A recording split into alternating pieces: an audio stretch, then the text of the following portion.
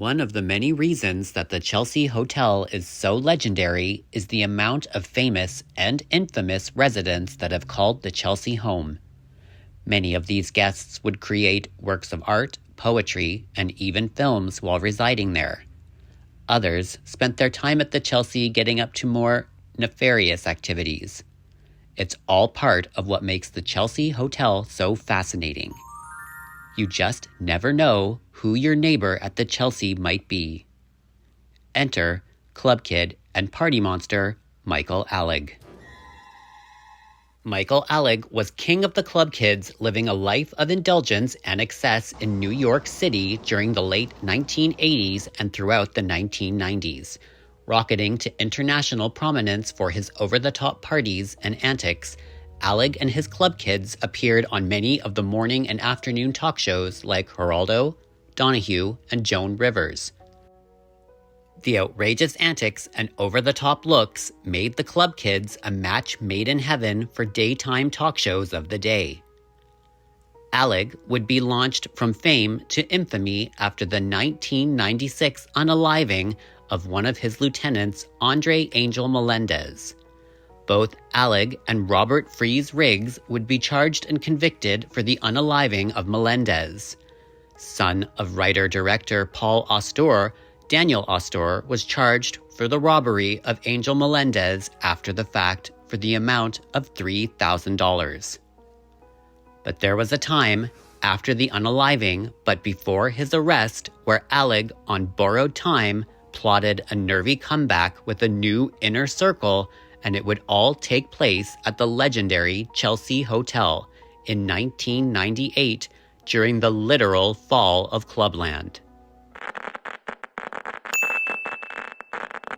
Before he lived there, Michael was no stranger to the Chelsea. He had visited and stayed there many times over the years, several times to visit resident Christina Superstar before her passing in the summer of 1989. The Chelsea, at the time, was home to all types: artists, musicians, dealers, transients, and more. Before the unaliving of Angel Melendez, Michael Alig had been caught in possession by DEA agents who had been watching Alig closely as part of their investigation into his boss Peter Gatien at the mega club Limelight. They had been building a case against him specifically since their initial raid of the Limelight in 1996. Initially, Michael Alig agreed to help prosecutors by testifying against Gatien in exchange for immunity from prosecution. After the unaliving of Melendez and under the influence, Michael confessed to multiple people in and out of his circle. It wasn't long before people began to notice that Angel was missing, and the rumor of Alig's confessions exploded. Then, on June 25, 1996, the Village Voice ran with a cover story, quote, "A in Clubland?" detailing the rumors that had been circulating about the now MIA Angel Melendez. Frank Owen wrote, quote, "Some say promoter Michael Alig Angel Melendez. Some say it's a hoax. Frank Owen investigates," page 29. Now, under mounting scrutiny and self-inflicted gossip, Alig made the decision to flee New York with fellow club kid Gitzi Hataja. The pair made their way to visit friend and fellow club kid Screamin' Rachel in Chicago. Michael would later describe this visit as a big mistake. Shortly after the visit, Screamin' Rachel recorded and released the song Freedom, Murder in Clubland. She said of Freedom, quote, "There's a little backwards loop in the song. Michael, where's Angel? Michael, where's Angel?" Although Rachel would later say in comments on Retro Room episodes that Michael never confessed to her, quote, "Yes, actually, Michael confessed to many people, but never to me." By now, the pair fleeing New York City amounted to not much more than a road trip that was cut short by Alig's severe withdrawal symptoms that started shortly after they left when his supply ran out. A visit to his mother, then the local clinic, allowed Alig to get as far as Chicago. Weeks after fleeing New York, Michael had returned, worse for wear. Having lost his gig as a party promoter at Peter Gation's Limelight, where he threw his weekly party Disco 2000, Michael and some of his remaining kids moved in with Brooke Humphreys into the suite she was renting on the 3rd floor of the Chelsea Hotel. Humphreys' neighbors remembered Brooke as being a friendly, affable type of person.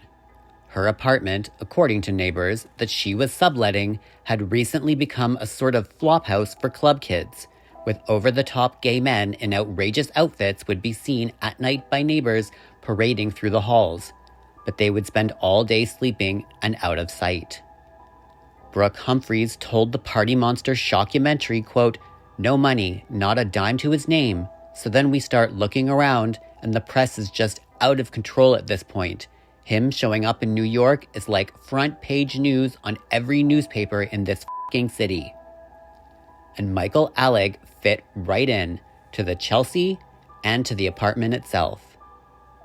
While living with Brooke at the Chelsea, Michael started to plan a comeback, a party that Alig would call the Honey Trap. Humphreys told the Party Monster shockumentary, quote, "The name of the party came from an article, one of the first articles that came in the paper, and had the picture of the Limelight on the entire cover, and the cover said, 'Cops, label Limelight a honey trap.'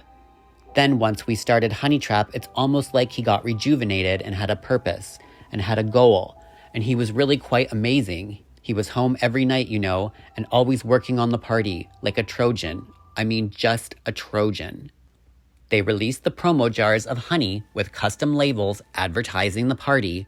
Although in hindsight, the Honey Trap was one of his most famous parties, ultimately the event was both unsuccessful at reviving Alig's career and was a financial failure. Now, Michael's time as a free man was running short. He was days away from being arrested and charged for the unaliving of Angel Melendez. It wasn't long before the police showed up at Brooke Humphreys' apartment, and her neighbors at the Chelsea got a front row seat for what transpired next. The police had Humphreys sitting in a chair, and they were questioning her.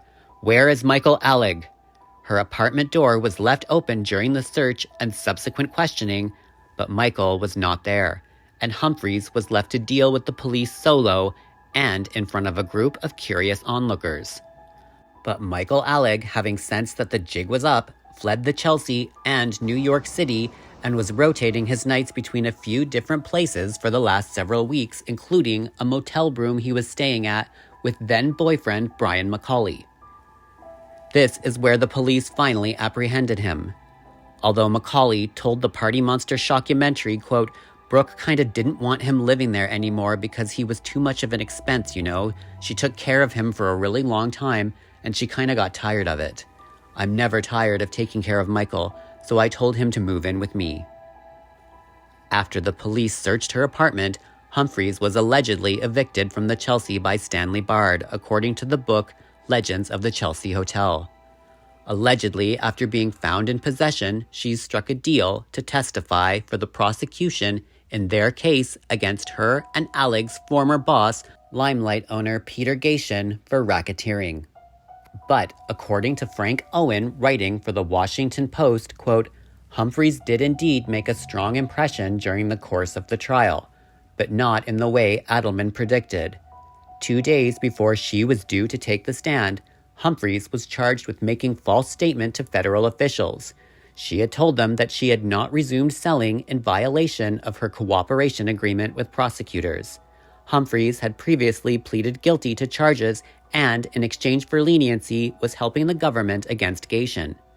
Ultimately, Brooke Humphreys was left off the witness stand by prosecutors. As for Michael Alig, he flipped on prosecutors and refused to testify against Peter Gation.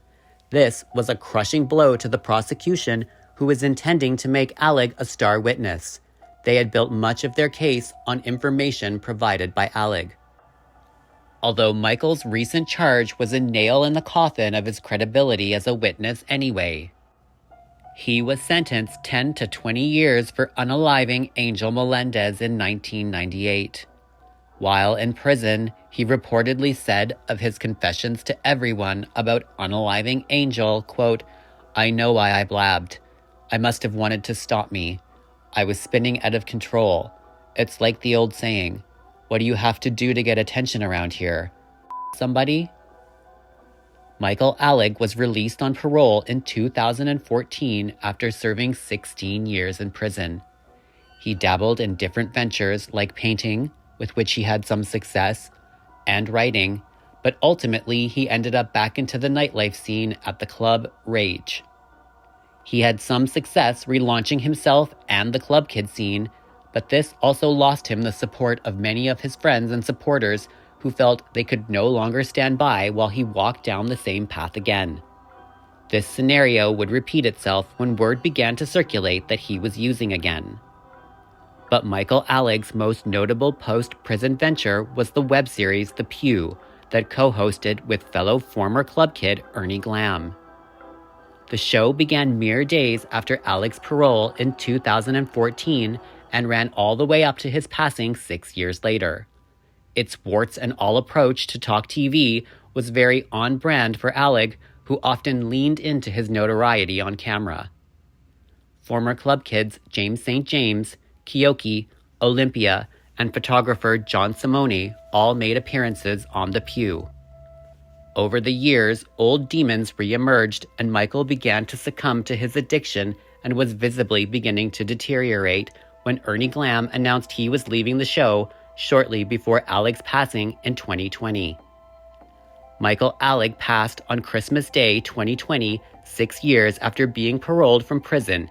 He was 54 years old. And that is it for today's video, guys. Thanks for watching. If you happen to know what apartment number Michael Alig stayed at the Chelsea with Brooke Humphreys, please let me know in the comments section below. As you know, I'm keeping track of these things. Was unable to find it, but I'm definitely still looking.